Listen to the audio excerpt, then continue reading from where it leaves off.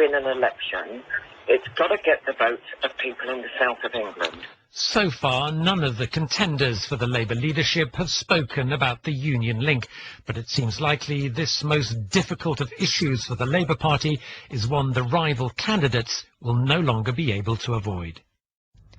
David Cameron has set out his plans for 7-day-a-week working in the NHS in his first big speech since the general election. He said that by the end of this Parliament, he wanted everyone in England to have access to a GP from 8 in the morning until 8 at night, on weekdays and at weekends. And he wanted hospitals to improve their weekend services. But doctors' representatives have been expressing doubts about whether enough money or extra staff will be available. Our health editor, Hugh Pym, reports from Birmingham, where the Prime Minister met GPs at a health centre before setting out his plans.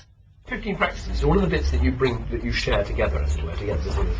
So... The Prime Minister visited a pioneering group of GP practices in Birmingham. Staff at a call centre put patients in contact with a doctor by phone or offer an on-the-day appointment from 8 till 8.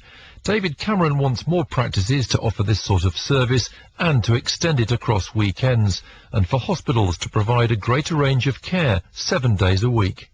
It is a shocking fact, but mortality rates for patients admitted to hospital on a Sunday can be 16% higher than on a Wednesday, while the biggest numbers of seriously ill patients arrive at the weekend when hospitals are least well equipped to handle them.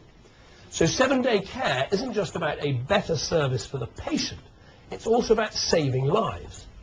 But many GP practices in England are reporting recruitment problems. Some GPs complaining of the increased workload are leaving the profession, so there's scepticism about how extra doctors will be found to extend the reach of the NHS.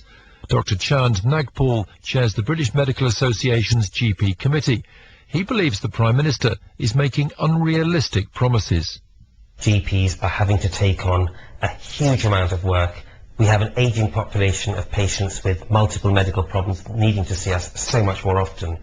It doesn't add up. We don't have the GPs to provide a convenient 7-day service.